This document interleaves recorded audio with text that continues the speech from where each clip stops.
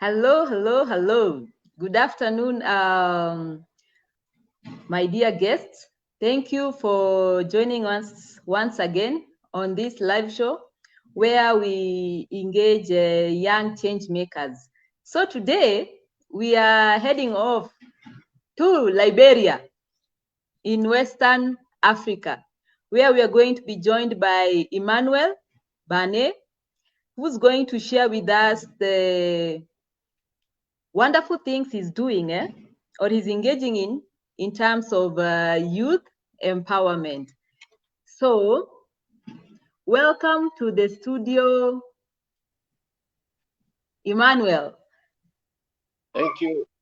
Thank you very much, Dr. Violet. I appreciate All right. ever so much for the invite. And I also extend my deepest felicitation to you for this great platform for the young people the opportunity to explore their ideology. Oh, Uh, great. by the way of introduction, I'm Emmanuel Banney, student of the University of Later Advantage of Kigali studying information system and management, a Liberian by nationality. Currently, I'm in Liberia on a vacation move. I am a Pan-African activist, a young man who believes in the ideology of Pan-Africanism and who has so many questions and recommendations to the African leaders. Thank you once again for the invite. All right. So you mentioned Pan-Africanism. So I wanted you to share like who inspired you? Uh, who's your source of inspiration towards now engaging in matters Pan-Africanism? Oh, my source of inspiration is Professor Pialolo Lumba. I follow Professor Lumba over 7 good years now. I met with Professor Lumba the first time in 2015 at the Kenyan School of Law, where his office is being situated. And in 2015, I attended the World Youth Alliance Africa 6 Emerging Leader Conference, the conference that connected the both of us. Today, we are now friends. Yes. And after our selection, my colleague Moses Nyamie and myself were able to interact with Professor Pialolo Lumba at his Kenyan School of Law office. But then, since that time, Professor Lumba and myself have been communicating via WhatsApp, text messages, and call. I have followed many of his YouTube messages, many of his messages on YouTube, and I have been so inspired. It has motivated me to read more on the work that I'm doing. It has motivated me to read more on the fathers of Pan-Africanism, the leg of Kwame Nkrumah, the leg of Julius Compaoré Nyerere, the leg of Jomo Kenyatta, the leg of William B. Stockman, and the list goes on. So I'm actually inspired by those ideologies because those were true leaders when it comes to the African continent. Those are leaders who needed Africa to be a best and conducive environment for we, the young people and the citizens of Africa. I have been inspired by Professor Lumumba. Recently, I was in Nairobi, Kenya, and I had a meeting with the professor. And I even told him, I said, Professor, you have inspired me more, and I will not stop listening to you. Kenya has one of the best ideological mind on the continent of Africa, and that is Professor Lumumba. And I'm so grateful to the Almighty God to see myself in the space of Professor Lumumba. And I will continue to follow Professor Lumumba and be his mentee years after years. Wow, awesome. I got inspired to preach the messages of Pan-Africanism to the African continent and the young people around Africa because Africa, as we see, has not been a conducive environment as we, the young people, turn is to see it.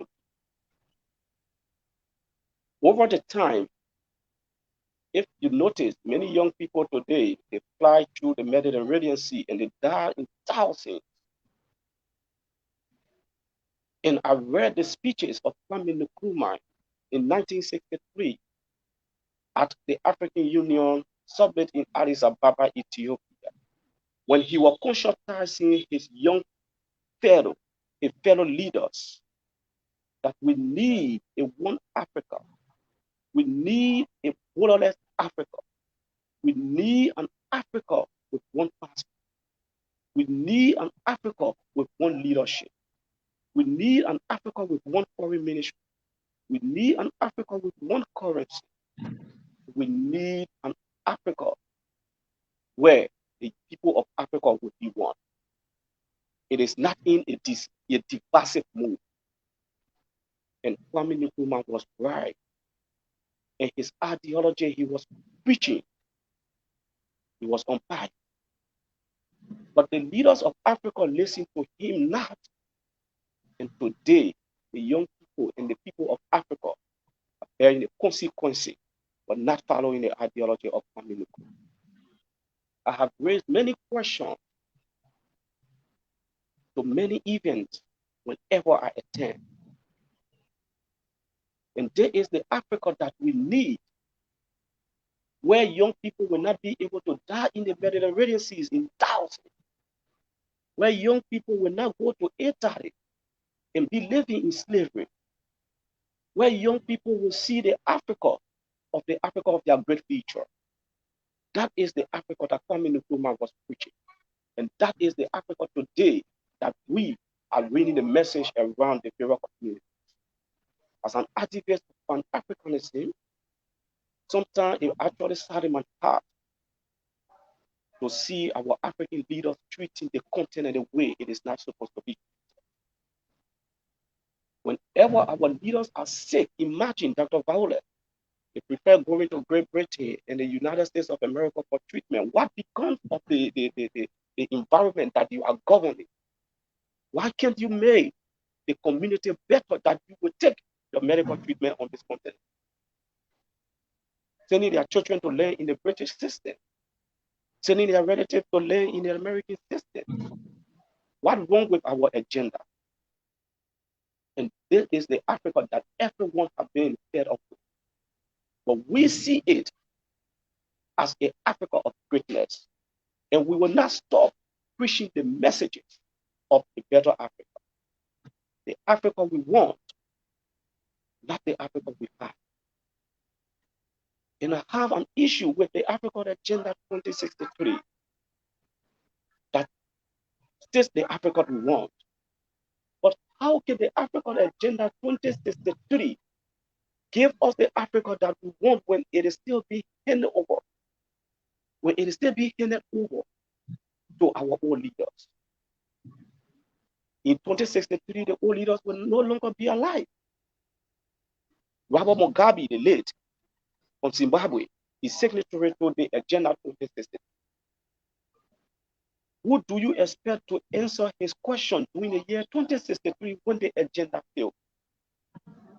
Who do you expect to answer the question of Paul Biya of Cameroon when the agenda fails in 2063? The youth of Africa have been marginalized. And I think it is time that they gave us the Agenda 2063 so that it can be championed by the young people, the young generation of Africa. You cannot have a 50-year developmental agenda for transformation and you expect the old people who will not be at the scene tomorrow to be the one driving the agenda. When we, the young people, will be the one to answer their questions when the agenda fails. Who do we expect to be asked by the unborn generation when the agenda fails? Today, Robert Mugabe is nowhere around. My former president, Madam Ellen Johnson Sirleaf, is signatory to the agenda. Will she be around in the year 2063? No. So I think it is time that Africa and the young people of Africa stand up to advocate, to spread out the messages of Pan-Africanism so that young people, so that the African continent can understand that Africa is a great nation. Africa is an environment of prosperity. It's not an environment that can just be used by the Westerners. Who do we expect to make change for us in Africa? Do we expect the European Union to come and dictate to us or to make change?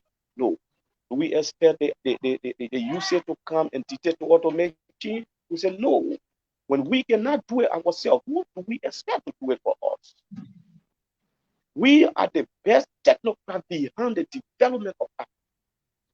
Without us, Africa cannot go anywhere. Africa cannot move forward. I think I will say one thing on your platform, and I have no regret to say this. I have no regret to say this. Today, there's a platform has been designed called justice. But I think that platform, justice, is being designed to penalize the African leaders, to penalize Africans. But every time I try to speak to the young people, I always conscientize them. What is the function of the African Union? When the African Union have an arm of the court of jurisdiction that could try the former president of the Republic of Liberia, Charles Taylor, in Arusha, Tanzania, where he could face persecution there, instead of being tried by the international community, by the Western, where today he is being prosecuted in Great Britain. What becomes of the African Union? I am not against for the international community to ask the former Liberian President Charles Taylor to face justice for the discussion of human rights, for the discussion of lives and property in a neighboring country, Sierra Leone. I am not against that. I am in full support of his prosecution. But there is a country, Liberia, where I am currently situated, that could not afford a budget to sponsor war in a neighboring country. There is a country that never in her history to ever manufacture a weapon to destroy another country. But today, the ex-leader of this country has been asked by international community to face justice. And he's facing justice in the home of the white man. What becomes of the African Union? What becomes of the arm that is responsible for trial and prosecution? And the former US President George W. Bush, who also waged war on Iraq, and he destroyed properties and lives for consecutive 11 years. But he cannot be asked by the international community to face justice. So where is the African Union position? Are we there to be penalized or to just be yes side to the Westerners? Why can't the African continent come together? Why can our leaders come together to bring this Africa together to make us more stronger? Imagine we are still depending on the currency of the white man. We are still depending on the US dollar. We are still depending on the British pound. What becomes of our leaders when they come together and craft a policy and adopt a policy? When Africa is the second largest continent on earth, the second most populated continent on earth, for lack of a specific currency, but had more than 54 useless currency. I was using the Rwanda francs. When I crossed from Rwanda, when I go to Kenya, Rwanda francs become useless. I was using the Kenyan shillings. When I left Kenya 1 week ago, I arrived to Liberia, the Kenyan shillings become useless. So where is the ideas of our leaders who govern us? What are they waiting for? When is the time will they arrive to adopt the African shilling, the African dollar, or the African franc? that will be used by the 54 or 55 countries in Africa. What are they waiting for? Today, young people are flying the continent and going to Dubai and being maltreated by the Arab. What our African leaders are waiting for? What are they waiting for? The United States of Africa, even if it cannot hold, but we need a united Africa. And I will share my experience with you recently in Kenya. In Kenya, as a resident of Rwanda, I was acknowledged to not pay for any East African visa when I travel to any East African country. Upon my departure, I went to the immigration office to render me a service of exit visa. When I got there, the immigration officer told me, you have to pay for visa. And I told him, I am a resident of East African community. I'm a student in Rwanda. I have traveled to another East African country. Why should you ask me to pay for visa? And he started to demand me to pay for visa. So I told him, I cannot pay for the visa. He said, no, you have to pay for the visa. And that was done in investigation and prosecution department. And you won't believe that I was detained for over 4 hours only to tell the young man that I am not a foreigner. I am an African like you. He got angry, detained me for over 4 hours. And he asked me to pay for the visa. And he even seized my passport in that moment. And I had to go to pay for the visa the next day. Did the process. I took it. Then he gave me a visa of 2 months when I was supposed to travel, when I was already leaving in 3 days' time. So there is the Africa that we found ourselves. And in that very office, I had on my face cap. And he asked me, oh, my young man, you do not wear a face cap in a governmental office. I said, oh, sorry, sir. It's an error on my part.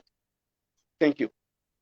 But then there's another individual with white skin. I think he's a British or American citizen who also had on a face cap. My African brother could not tell or ask the young man with white skin to remove his face cap, but our eyes to remove my face cap. So I look at it and I laugh, and I did not make a comment. But what went to my mind, I said, we will not give up. We will continue to preach the message of Pan-Africanism. We will continue to resonate the message that Africa is a great continent and is a continent of prosperity. Nothing, no man of pressure can penalize us. No man of pressure can intimidate us by the Western world. I don't care whatever they do, they will try, but we will still win at the very end. So it is very sad to see young people on a daily basis facing a lot of frustration for every time they wake up in the morning and seeing the Africa that actually they deserve. They are now seeing the Africa that they are in. And we continue to talk to the young. We continue to conscientize them that without us, without your contribution, Africa cannot be great. Africa cannot be great. Today, if a young man is being offered to, to serve or to render his service in any country in Africa and be paid the amount of 1,000 United States dollars, and he is being offered in service to render in the United States of America and be paid 500 United States dollars, he would prefer going to the United States of America than to stay in Africa and be paid for the $1,000. There is the Africa, there is the image that we are resting on. And we are saying, well, African leaders need to come together. Well, African leaders need to come together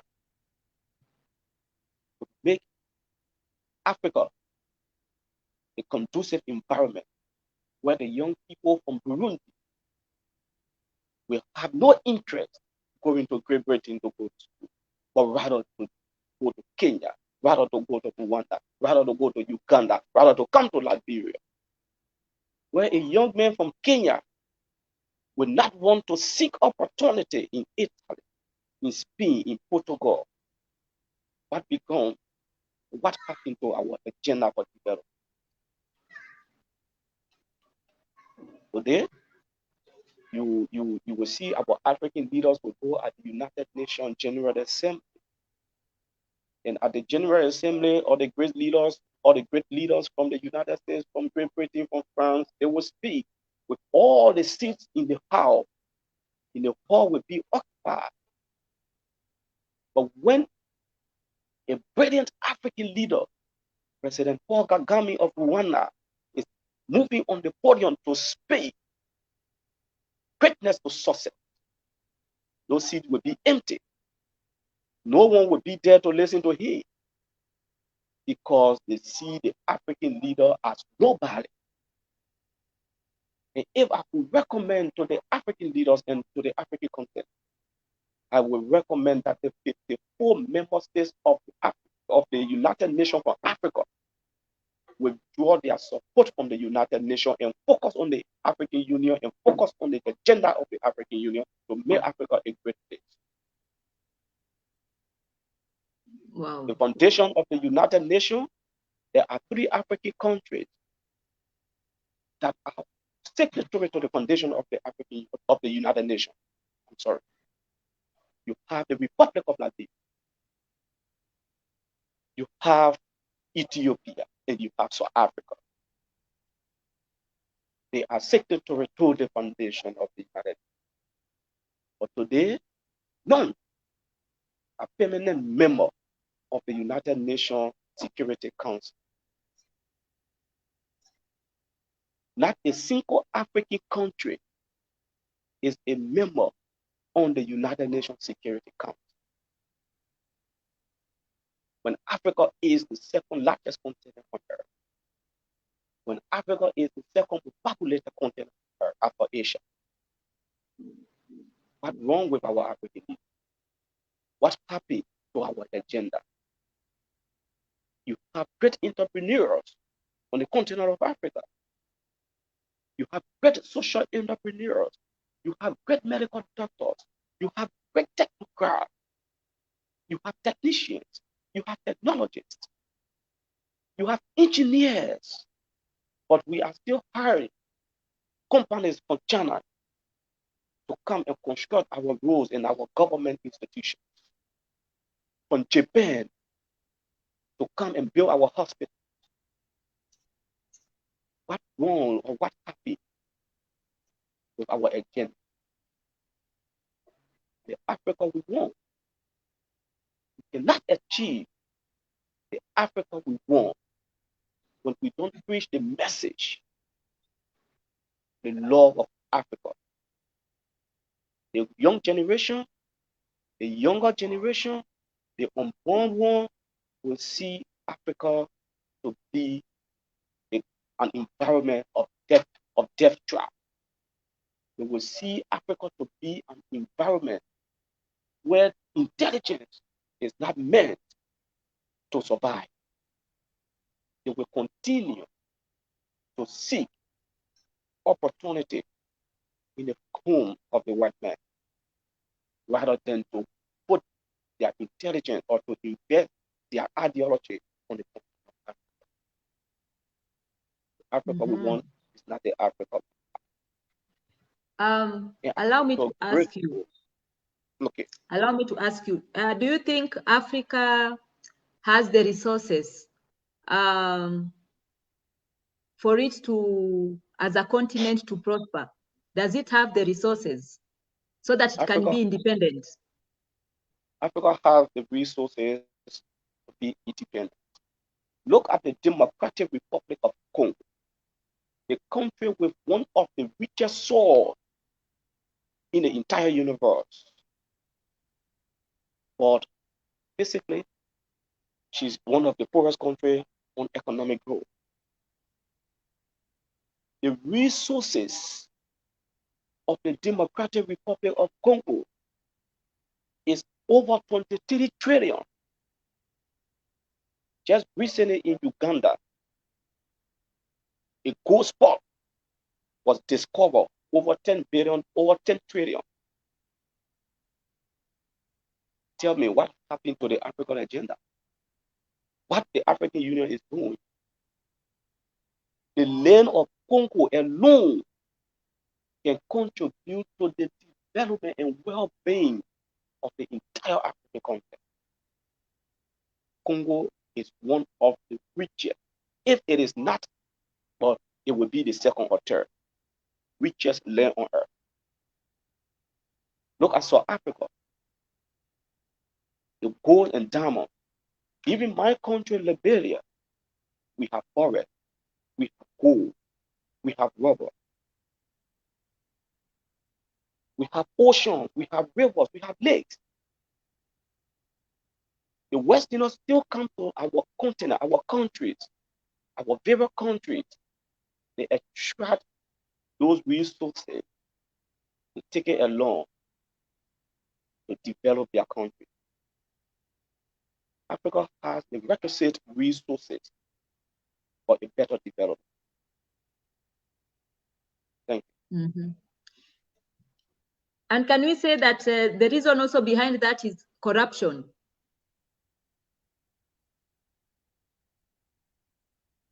I would definitely agree with you. I would definitely agree with you. Greed has taken over our African leaders for curiosity and ignorance for knowledge. Corruption is rampant on the continent of Africa. And I will use my country as a case study. You won't believe that the budget of the President of the Republic of Liberia is 5.49 million. Means he runs his office at a budget of 454,000 United States dollars on a monthly basis. When commoners don't have even a bread to eat and drink one bottle of mineral water.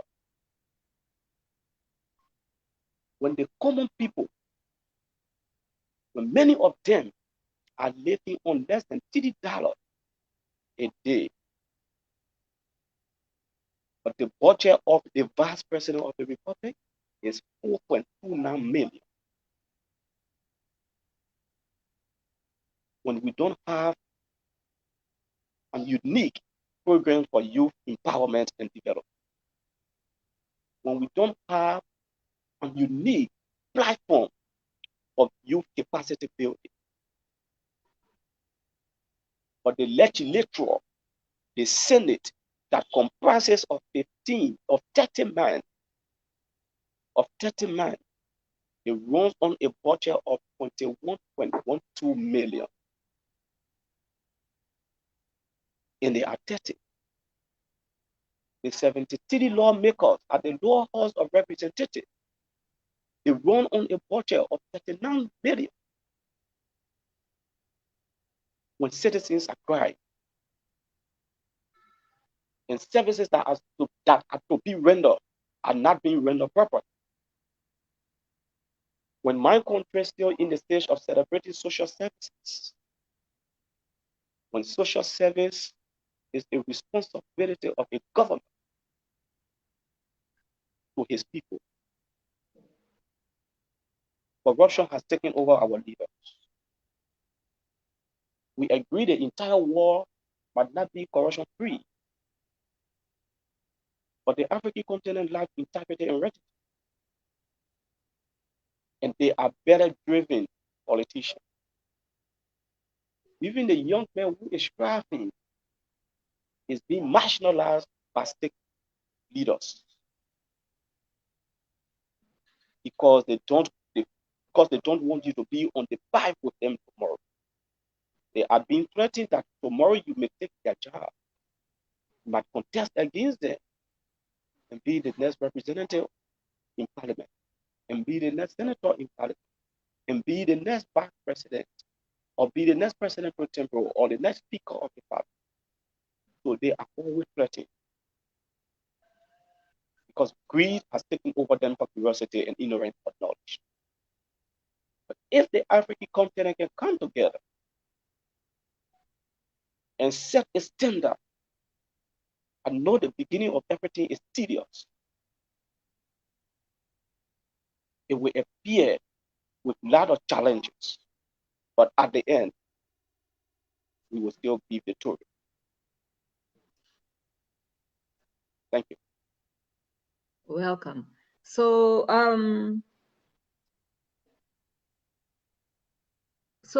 what is your, kindly share your concluding remarks and also a word of encouragement to the African youth who are watching you. Okay, thank you very much. Again, let me extend my felicitation to you, Dr. Violet, for granting me the opportunity to appear on your platform. I know this is not the only time and it will not be the last time. I will always love appearing on your platform. Again, thank you for the great work you are doing in Kenya and around Africa. And I want to acknowledge the young people of Africa, that Africa is a very great continent. With our expertise, with our contribution, we will see the direct face of Africa. We should not give up. We should continue to engage in what we do best. We should not quit because a quitter never becomes a winner, and a winner has never quitted. The young people of Africa must be inspirational when it comes to the agenda of the African continent. We must inspire ourselves to move the development agenda forward. And we shall not give up till we see the agenda content in the city take on participation of young people. Thank you very much for affording me the opportunity, Dr. Paola. We will not give up till we find a one passport Africa. We will not give up till we find a one currency Africa. We will not give up till we find a one foreign ministry Africa. We shall not give up till we see a borderless Africa. When I'm traveling from the Republic of Liberia to Kenya, I don't need a visa. From Kenya to Burundi, I don't need a visa. From Burundi to South Africa, I don't need a visa. When a Nigerian is arriving at the Kigali International Airport, he must be given a free entrance without paying for a visa. At the Jomo Kenyatta International Airport, the same thing. So that is the Africa that we want. And we will continue to strive to achieve this Africa, to achieve this agenda for a better Africa, for a conclusive Africa. Not an Africa that will encourage for young people to go in slavery and die into the Mediterranean Sea in thousands and their family be weak. No, that is not the Africa that we will advocate to achieve. But we will advocate to achieve the Africa where the young man who obtained his PhD in Kenya at the Jomo Kenyatta University in civil engineering will be given the opportunity to construct roads in Addis Ababa, Ethiopia, to construct roads in Nairobi, to construct roads in Monrovia, Liberia, to construct roads in Kigali, Rwanda. That is the Africa that we want. The Africa that will be the platform of so many, where Africans will be the platform and will be the technocrat behind a lot of telecommunication companies in Africa. Not the Africa where the Indian will come and control our media through telecommunication, where the BBC will come and control our media through the news, the CNN through the news. No. We need an Africa where we will have one newspaper. If Dr. Viola is doing well today, it will be published by the African media. It's not the African media that will only publish the bad things for Africa. When COVID-19 killed 30,000 persons, then it get on their front page. But when 30,000 entrepreneurs on the continent of Africa are able to manufacture a Mercedes-Benz, no, it will not get on their front page. That is not the Africa that we want. We want the Africa that will realize her potential through her young people. Okay. We need an Africa that will realize her potential through her young people and through her country. Thank you. Great. Now, there is also this target audience that would also like them to also hear from you. So there is a president who's watching. You've been given an opportunity by a president to address him. Okay, so maybe one of the presidents of Africa. So I'd like you now to address one of the presidents who's watching, and deliver your ask to him or her. Over to you. Okay. Thank you, Excellency Mr. President. I ask that you join your calling or convince the intelligence of your calling to have a borderless Africa. I ask that you join your colleagues at the African Union Summit to put the platform of Africa first. It's not to sit on the table and craft an agenda that you have no love to achieve, that you have no passion of. But get to Addis Ababa, Ethiopia, at the African Union headquarters and have a dinner on the table. And after, when you people return and that agenda become a politician, the young people of Africa deserve more from you. The young people of Africa deserve a good Africa. Mr. President, I ask that you convince the intelligence of your colleagues to include young people participation in the African agenda, and especially the Agenda 2063, to be handed over to the young people of Africa. Because the old leaders of Africa will not be alive yet. It is the young people of Africa who need to champion the Agenda 2063. The President, I ask that you look into my recommendation for a better Africa, for a conducive Africa, so that the struggle, the ideology of Kwame Nkrumah cannot be buried. The ideology of Julius Kambarage Nyerere cannot be buried. We need an Africa where the young people, even the old lady who is in the market, who is selling for carrot, will be able to educate her child at one of the prestigious universities. We ask for your indulgence to adopt Great Africa Agenda 2063 to be handed over to the young people for better and fast participation. Thank you. Wow. Remarkable, Emmanuel. So it's my hope that the young people from the continent of Africa, they're going now to at least be proactive and also engage even their governments to see the progress being made on the Agenda 2063, and also even the message even to the presidents of Africa towards making Africa as one, like having like one leader in Africa, even having one currency, ensuring that even citizens from the different countries in Africa can move freely without the hindrance of visas and all that. Yeah. So I just want to say, or immigration intimidation. Yes. So I want to say thank you to you, Emmanuel, for gracing our sets. Thank you very much. Yes, and we wish you all the best in your endeavors. And yeah, so don't tire. People are listening. Don't tire. People are listening.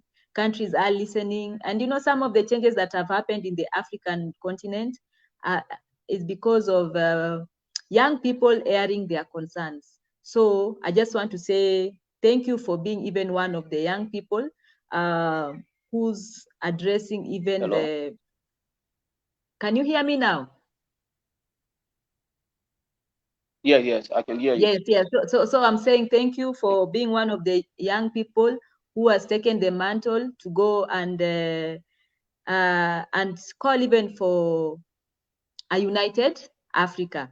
So thank you so much, Emmanuel, for joining us. So say hi to young people in Liberia. Tell them that here in Kenya, Yeah. we love them as well. Thank you. I will All definitely right. All say right. hi to the young people of Kenya as well. All right. I'll definitely do so. Thank So viewer, thank you so much for watching today's show. I hope you've been inspired and looking forward to the next discussion that we are going to have on this platform. So asanteni sana.